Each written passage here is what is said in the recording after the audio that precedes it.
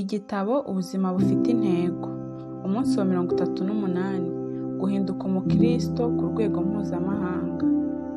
Yesu abwira abigishwa bati, mujye ahantu hose mu isi mubwire inkuru nziza abantu bose. Mariko 16:15. Utwohereze mu isi yose tujyane inkuru y'ubushobozi bwawe bukiza n'umugambi wawe w'iteka ku bantu bose. Zaburi 67:2. Inshingano iruta izindi ni umurimo wawe.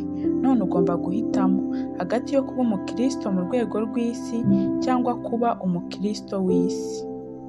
Abakristo b'isi bahindukirira Imana bayishakaho gusohoza inyungu zabo gusa. Baba barakiriye agakiza ariko birebaho. Bakunda kujya mu bitaramo by'indirimbo no mu mahugurwa avuga ibyo kwiteza imbere, ariko ntabwo uzabasanga mu mahugurwa avuga ibyo gukwiza ubutumwa kuko ibyo bitabashishikaza.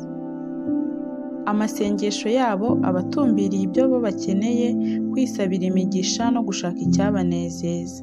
Bagendera ku kwizera kwa umbanze Mana. Ese Imana yakora iki ngo ubuzima bwanjye burusheho kuba bwiza? Bashaka gukoresha Imana ngo basohoze imigambi yabo, aho kureka ngo Imana abe ariyo ibakoresha mu gusohoza imigambi yayo. Abakristo bageze ku rwego rw'isi bo baba bazi ko bakirijwe gukorera Imana kandi ko baremewe umurimo w'ubutumwa. Banezezwa iteka no guhabwa umurimo bakora, kandi bakumva banejejwe no guhabwa icyo cyubahiro cyo gukoreshwa n'Imana. Abakristo bageze kuri icyo kigero nibo bantu ku isi baba bafite ubuzima bushyitse. Umunezero wabo, ibyiringiro n'umurego bagira bikwira aho bagiye hose, kuko bo baba bazi ko bagomba kugaragaza itandukaniro aho bagiye hose. Babyuka buri gitondo biteguye ko Imana iri bubakoreshe mu buryo bushya. Ese wowe muri ubwo bwoko bwombi bw'abakristo wumva ushaka kuba uwuhe? Imana irakurarikira kugira uruhare mu murimo wa mbere mugari, ukwiriye ahantu hose, urimo abantu b'ingeri zose, kandi ufite agaciro gakomeye cyane kuva isi yaremwa. Ubwami bwayo. Amateka y'isi ni inkuru y'ibyo Imana yakoze. Irimo kubaka umuryango wayo bazabana iteka. Nta kindi gifite agaciro nk'icyo mu maso yayo, kandi nta kindi kizaramba nk'icyo. Igitabo cy'ibyahishuwe kitwereka ko hari umunsi umurimo wo kugeza ubutumwa ku batuye isi bose uzashoboka. Umunsi umwe icyari inshingano iruta izindi kizahinduka ibyagezweho biruta ibindi. Mu ijuru imbaga nini cyane y'abantu bavuye mu mahanga yose n'imiryango yose, amoko yose n'indimi zose bazahagarara imbere ya Yesu kugira ngo bamuramye. Kugira uruhare muri uwo murimo nk'umukristo ugeze mu rwego rw'isi bizaguha gusogongera uko ijuru rizaba rimeze. Ubwo Yesu yabwiraga abigishwa be ngo bajye ahantu hose mu isi bababwira inkuru nziza kuri buri muntu wese, ako gatsiko k'abigishwa bakennye baturuka mu bihugu byo mu burasirazuba bwo hagati butazwi bumvise bibarenze. Ingendo se bari kuzikora bate? Bari kugenda n'amaguru cyangwa ku nyamaswa kandi zitihuta? Kuko ubwo nibwo bushobozi bwonyine bari bafite bwo kubatwara.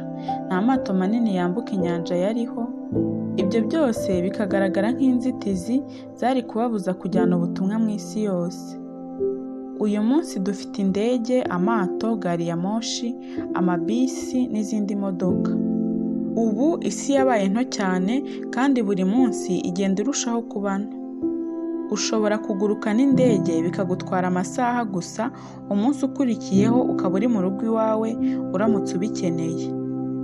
Uburyo bwo kujya mu ivugabutumwa ry'igihe gito mu mahanga busigaye bwarabaye bwinshi kuri buri mukristo usanzwe.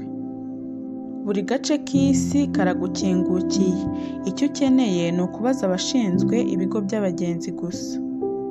Nta rwitwazo dufite rwo kutajyana inkuru nziza mu isi.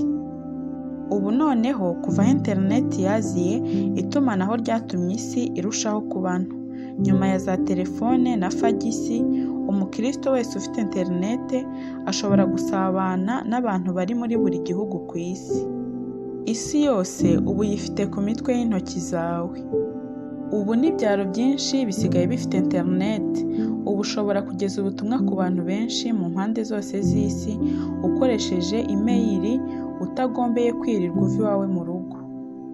Iki ni cyo gihe cy'amateka y'isi aho gusohoza inshingano yo kuvuga ubutumwa bwiza yoroshye cyane. Inzitizi z'umurimo ntabwo zikiri ingendo ndende, amafaranga cyangwa uburyo bwo kugenda. Inzitizi dusigaranye ni imwe gusa: uburyo dutekereza. Kugira ngo ushobore kuba umukristo wo mu kigero cy'isi yose, ugomba guhindura ibintu bimwe na bimwe mu mitekerereze yawe. Uburyo ubona ibintu n'uburyo ubyitwaramo bigomba guhinduka. Gutekereza nk'umukristo wo mu rwego mpuzamahanga. Uve ku muco wo kwitekerezaho ujye utekereza ku bandi. Bibiliya iravuga ngo, nshuti zanjye, mureke gukomeza gutekereza nk'abana, mutekereze nk'abantu bakuru. Iyi niyo ntambwe ya mbere yo guhinduka umukristo wo mu rwego mpuzamahanga. Abana bahora bitekerezaho gusa, abantu bakuru batekereza ku bandi. Imana irategeka ngo umuntu ye kwizirikana ubwe gusa, ahubwo muzirikane n'abandi. Birumvikana ko iyo ari impinduka ikomeye mu mitekerereze, kuko ubusanzwe ku bwa kamere yacu twirebaho. Kandi hafi amatangazo yose yo kwamamaza aba aduhamagarira kwitekerezaho kurushaho. Uburyo bwonyine bwo kugera kuri iyo mpinduramatwara ni ukwishingikiriza ku Mana umunota ku munota. Umugisha dufite ni uko Imana itatureka ngo twigeragereze twenyine. Imana yaduhaye umwuka wayo, niyo mpamvu twe tudatekereza nk'uko ab'isi batekereza. Utangire ujye usaba umwuka wera kwigisha gutekereza ku bukene bw'abatizera igihe cyose uvugana nabo. Iyo ubyimenyereje, ushobora kuba usenga amasengesho yo mu mutima ku bw'abo muhura bose.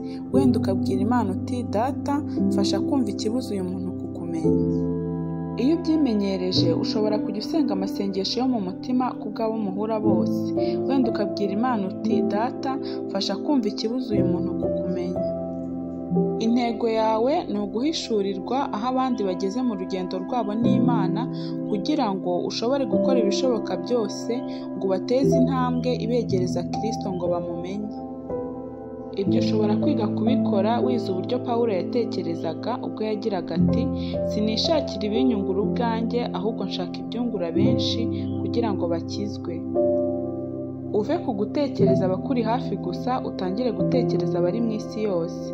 Imana ni Imana y'isi yose. Igihe cyose itekereza abari mu isi bose. Imana yakunze abari mu isi. Kuva igihe cy'itangiriro yashatse ko umuryango wayo uba ugizwe n'abantu bavuye mu mahanga yose yaremye. Bibiliya iravuga ngo yaremye amahanga yose atuye isi iyakuye ku muntu umwe, kandi yageneye buri shyanga aharyo n'igihe cyaryo. Ibyo byose Imana yarabikoze kugira ngo tujye tuyishaka dukabakabye kugeza tuyishyikiriye. Ubu benshi ku isi batekereza byagutse. Ibigo binini by'isakazamakuru n'ubucuruzi bikorera mu mahanga menshi. Ubuzima bwacu buragenda busobekerana n'ubw'andi mahanga uko dusangira ibigezweho, ibiturangaza, umuzika, imikino ndetse n'ibyo kurya. Ushobora guhamya ntashidikanya ko imyinshi mu myenda wambaye ndetse n'ibyinshi mu byo wariye uyu munsi ari ibintu byaturutse mu kindi gihugu. Burya dufitanye ubusabane burenze uko tubitekereza. Iki ni igihe gishimishije cyo kubaho. Ubu umubare w'abakristo bari ku isi uruta uw'abatubanjirije. Pawulo yari yarabibonye neza aho agira ati, ubutumwa bwiza bwabagezeho ubu bwakwiriye n'ahandi hose mu isi. Buragenda buhindura ubuzima bw'abantu ahantu hose nk'uko bwahinduye ubwanyu. Intambwe ya mbere yo gutekereza abari mu isi ni ugutangira gusengera ibihugu byihariye. Abakristo batekereza abatuye isi bose basengera isi. Uzagura ikarita cyangwa umubumbe w'isi, maze ujye usengera amahanga uyavuga mu mazina. Bibiliya iravuga ngo nunsaba nzaguha amahanga yose, abatuye isi bose bazaba abawe. Gusenga niyo ntwaro yawe ya mbere ikomeye mu murimo wawe wo kubwiriza ubutumwa mu isi. Abantu bashobora kwanga urukundo tubakunda cyangwa bakanga ubutumwa tubabwira, ariko ntibashobora kurwanya amasengesho tubasengera. Nk'intwari irasa kure yitwa misile, ushobora kohereza isengesho rigakora ku mutima w'umuntu, waba umuri iruhande cyangwa uri muri kilometero 16,000. Wasengera iki rero? Bibiliya itubwira ngo dusengere gukingurirwa imiryango yo kuvuga ubutumwa, ngo duhabwe ubutwari bwo kuvuga, ngo dusengere abazakizwa. Wasengera iki rero? Bibiliya itubwira ngo dusengere gukingurirwa imiryango yo kuvuga ubutumwa, ngo duhabwe ubutwari bwo kuvuga, ngo dusengere abazakizwa, ngo ubutumwa bwamamare vuba, no kwiyongera kw'abajyana ubutumwa. Gusenga biguha kwifatanya n'abandi bari hirya no hino ku isi. Wagombye no gusengera n'abamisiyoneri n'undi muntu wese witangiye umurimo wo gusarura mu isi. Pawulo yandikiye abamusengeraga ati, muba mwifatanije natwe mu murimo iyo mudusengeye. Niba wifuza ibindi bitekerezo ku buryo bwo gusengana ubwenge, usabira isi n'abakozi ba Gikristo bari mu murimo w'ivugabutumwa, urebe mu mugereka wa 2. Ubundi buryo bwo kwagura ibitekerezo byawe ni ugusoma no kureba amakuru wifashishije indorerwamo y'inshingano isumba izindi yo kujyana ubutumwa. Ahantu hose habaye impinduka cyangwa amakimbirane, burya Imana iba ikinguye umuryango ngo yiyegereze abantu. Abantu bakingukira Imana iyo bari mu bibazo cyangwa mu nzibacyuho kuruta ibindi bihe byose. Kubera ko isi yacu ihindagurika cyane, abantu benshi bafungukiye kumva ubutumwa bwiza muri iki gihe cyacu kuruta ibindi bihe byose. Uburyo buruta ubundi bwo kwagura ibitekerezo byawe ni uguhaguruka ukajya mu rugendo rw'igihe gito ukajya kuvuga ubutumwa mu kindi gihugu. Nta kintu gishobora gusimbura kwigerera ahandi, ugakora imirimo y'amaboko yawe mu bantu mudahuje umuco. Rekeraho kwiga no guhora uvuga ujya impaka ku murimo Imana yaguhaye, utangire uwukore. Ngaho haguruka utangire ukorane umwete. Mu gitabo cy'ibyakozwe n'intumwa igice cya 1 umurongo wa 8, Yesu yaduhaye icyitegererezo cy'uburyo bwo kwinjira mu murimo. Muzabwira buri wese muhuye ibyanjye muri Yerusalemu, muri Yudaya yose, muri Samariya n'ahandi hose mu isi. Abigishwa be bagombaga kubwiriza abaturanyi babo, Yerusalemu, igihugu cyabo, Yudaya, abo mu gihugu badahuje umuco, Samariya, bakajya no mu yandi mahanga ahandi hose mu isi. Niwitegereza urabona neza ko umurimo wacu ugomba gukorerwa icyarimwe, kuko ntabwo Yesu yavuze ko kuriya ariko bizagenda bikurikirana. Nubwo buri mukristo atahamagariwe kuba umumisiyoneri, buri wese yahamagariwe kugira umurimo akora ku bw'izo nzego enye, mu buryo bumwe cyangwa ubundi. Ese waba uri umukristo nk'uriya bavuga mu byakozwe n'intumwa igice cya 1 umurongo w'8? Wiha intego yo kugira uruhare mu mushinga w'ivugabutumwa ugamije rimwe muri ariya matsinda 4. Reka ngutere umwete wo kubika amafaranga no gukora ibishoboka byose ujye kuvuga ubutumwa bw'igihe gito mu kindi gihugu bidatinze. Hafi buri muryango wohereza abamisiyoneri ushobora kugufasha kubigeraho. Bizagura imbibi z'umutima wawe, byagura icyerekezo cy'ubuzima bwawe, bizamure kwizera kwawe, bikongerera umutima w'imbabazi, kandi bikuzuza umunezero utigeze umenya mbere. Bishobora no kuzana impinduka ikomeye mu buzima bwawe. Urekeraho gutekereza ibya hano nonaha, utangire gutekereza ibizahoraho.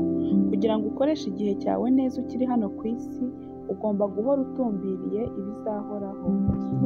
Ibyo bizatuma udaha agaciro iby'umumaro muke, bigufashe gutandukanya ibigaragara nk'ibyihutirwa nyamara by'agaciro gake n'ibizagira umumaro mu buryo buhoraho.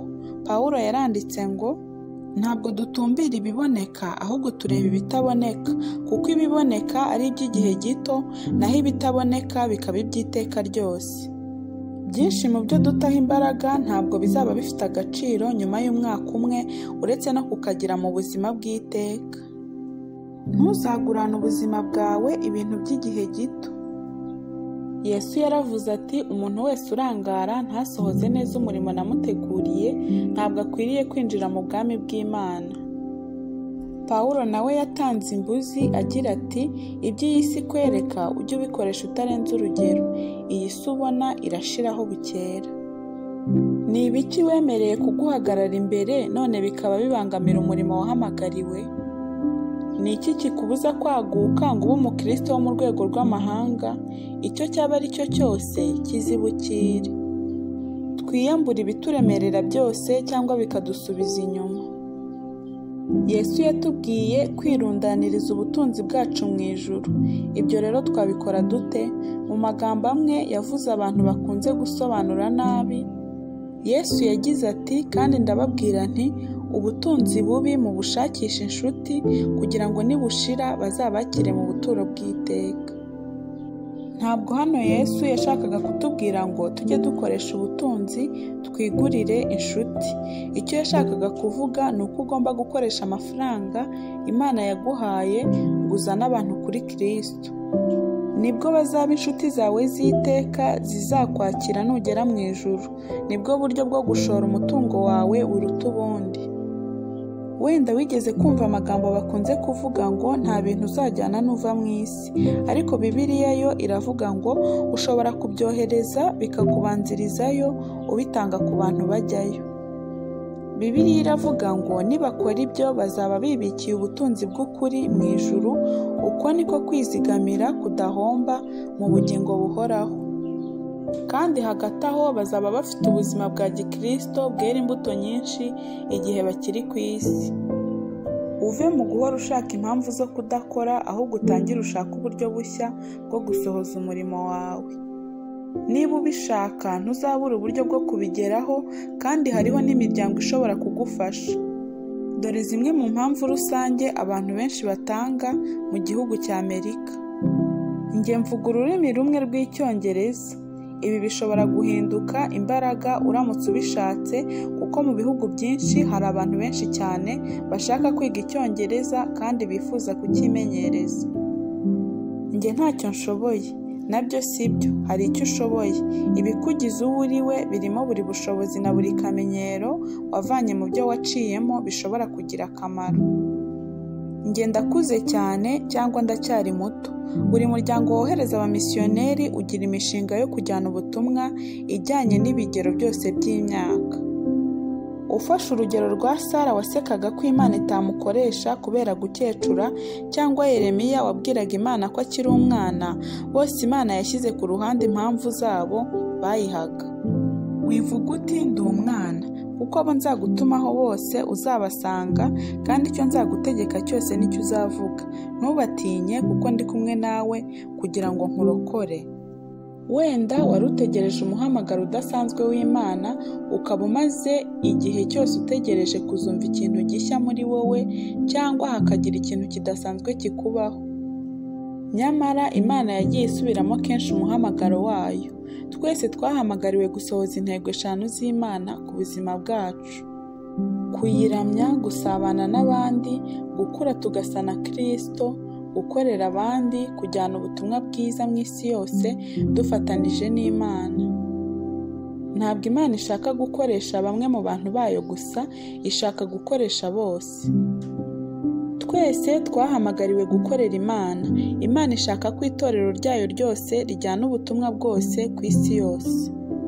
Hari abakristo benshi bahushije intego z'ubuzima bwabo kuko batigeze babaza Imana niba ishaka ko bajya kuyikorera nka ba bamisiyoneri ahandi ku isi. Kubera ubwoba cyangwa ubutamenya, bityo bahise bafunga imitima yabo, biyemeza ko badashobora kuba mu kindi gihugu bakora akazi k'ubumisiyoneri. Niba wumva nawe uri mu babwira Imana ngo oya iramutse ishatse kukohereza, bigutere gushaka uburyo buriho bwo kujya hanze muri iki gihe. Bizagutangaza uburyo ari bwinshi. Usenga Imana ubikuye ku mutima, kandi ubaze Imana icyo ishaka ko wakora mu myaka iri imbere. Umubare utabarika w'abamisiyoneri urakenewe muri iki gihe gikomeye, kuko imiryango myinshi irimo gukinguka mu buryo butigeze bubaho mu bihe byatubanjirije. Niba ushaka gusa na Yesu, ugomba kugira umutima wagukiye isi yose. Ntiwagombye kwishimira kubona inshuti zawe n'umuryango wawe gusa bagera kuri Yesu. Hari abantu barenga miliyari 6 ku isi, kandi abo bose Yesu ashaka ko abazimiye muri bo bamugarukira. Yesu yaravuze ngo uwanga ubuzima bwe ku bwanjye no ku bw'ubutumwa bwiza niwe uzamenya kubaho nyakuri icyo bivuga. Inshingano iruta izindi ni wo murimo wawe, kandi iyo ushohoje uruhare rwawe muri yo nibwo ugira ubuzima bufite agaciro nyakuri. Umunsi wa 38: gutekereza ku ntego y'ubuzima bwanjye. Ingingo yo kuzirikana: inshingano iruta izindi ni wo murimo wanjye. Umurongo wo gufata mu mutwe: utwohereze mu mahanga yose tujyane inkuru y'imbaraga zawe zikiza n'imigambi yawe ku bari mu isi yose. Zaburi ya 67:2. Ikibazo cyo gutekerezaho: ni ibiki nakora kugira ngo nzashobore kujya mu rugendo rw'igihe gito kuvuga ubutumwa mu kindi gihugu mu mwaka utaha? Igitabo Ubuzima bufite intego. Umunsi wa 38: guhinduka umukristo ku rwego mpuzamahanga. Yesu abwira abigishwa bati: mujye ahantu hose mu isi mubwire inkuru nziza abantu bose. Mariko 16:15. Utwohereze mu isi yose tujyane inkuru y'ubushobozi bwawe bukiza n'umugambi wawe witeka ku bantu bose. Zaburi 67:2. Inshingano iruta izindi ni umurimo wawe. None ugomba guhitamo hagati yo kuba umukristo mu rwego rw'isi cyangwa kuba umukristo w'isi. Abakristo b'isi bahindukirira Imana bayishakaho gusohoza inyungu zabo gusa. Baba barakiriye agakiza ariko birebaho. Bakunda kujya mu bitaramo by'indirimbo no mu mahugurwa avuga ibyo kwiteza imbere, ariko ntabwo uzabasanga mu mahugurwa avuga ibyo gukwiza ubutumwa